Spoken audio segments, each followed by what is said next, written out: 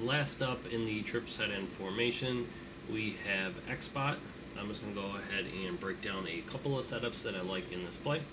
Now, with my plays, you can run them versus cover 3, cover 2, cover 4. I like to make my plays universal, basically so you can use them versus multiple coverages. So, just going to come out here in a cover 2 play. Now, the first setup here, I just go ahead and wheel the running back out the backfield. Go ahead and block the tight end, drag X, and streak B. Now, all I do on this play, I just motion Y to the right and have him cross the field. As soon as he passes the tight end, I go ahead and hike the ball.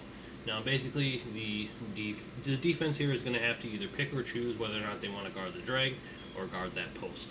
Now, the B streak is mainly just a pull route. Now, versus cover 2, he can get open through the seams, and that wheel out in the backfield can get open depending on the route on the outside. If it is a like a cloud flat or a hard flat, it will get open down the field. A popular adjustment that people do on defense is that safety on the right side of the field, they like to put them in a cover 3 zone over the middle to kind of take away the seams. This way, it leaves the wheel out the backfield wide open. People are going to forget to cover the running back, and it will be open for a long gain down the field. So I'm just going to run the play here one time, just so you can simply see how it works. I go ahead and motion Thomas across the field. After he passes the tight end, I go ahead and hike. And as you can see, I step up in the pocket. The drag is wide open, and easy 10 to 15 yards. Now, if the pressure didn't come in so fast, I would have had that post over the middle. With practice mode, the block is a little bit worse than it is in game, so I'm not going to have as much time to throw the ball. The other setup I use out of this play here is the same as the last setup, except for I go ahead and put the tight end on a flat route.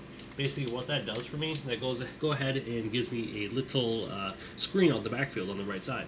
So if your opponent is a heavy blitzer, you can just hit that quickly, and then you get extra blocking from that tight end.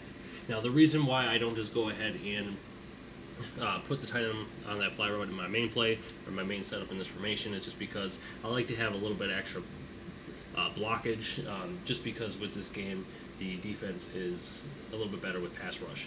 Now I'm just going to go ahead and motion them over just so you can see. So as you can see, I'm just going to dump it off to the running back. He goes out and blocks the defender, and then it's a nice little screen to mix in. It'll basically keep your opponent guessing. Being able to hit routes quickly is going to make it your offense less predictable. Now, with my offenses, that is the key to the whole thing. I mix up my plays a lot. I don't just have a specific money play. I have plays that I like to mix in based upon the coverage my opponent's in, formations my opponent is in, and I just mainly just try to keep them guessing. The other play setup I like in this formation is I go ahead and put the running back on a flat route. If you don't have a running back with route specialist, you can just put them on a wheel. And I go ahead and streak B, and then I go ahead and smoke screen X. Now, all I do with Y, I go ahead and motion them a few steps in, just to delay it a little bit. But basically, you're going to be able to pick or choose which side you want to focus on. If your opponent runs to the left, you're going to go ahead and focus the throw on the right. If your opponent at the snap runs to the right, you're going to go ahead and focus on the left side of the field. Now, that's what I like to do just because you don't want to consistently throw at the user just because you have a higher risk of throwing a pick. It's a lot easier to judge based upon the coverage by the computer. So I'm just going to motion here just so you can see how this works. As you can see, table wide open. The smoke screen was wide open as well. Now, with this play, if your opponent is sending a blitz, the reason why I motion them to have it delayed is just so you can kind of have time to see where your opponent has his defenders, like what type of adjustments he makes with the defenders, just because it will change from play to play. Now, with these routes, it's not going to be something that is open every play. You have to mix up the play calls, you have to keep your opponent guessing, and you cannot force passes because my offenses are strictly based upon play calling and making your reads. There isn't just a specific glitch route, nothing that's just going to get open no matter what.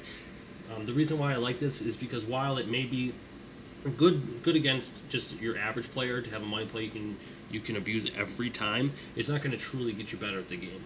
That's because when you play elite level competition like I do, the opponents know how to stop that. So you have to be able to have basic concepts plays that you can attack on each side of the field, and then just basically mix it up from there.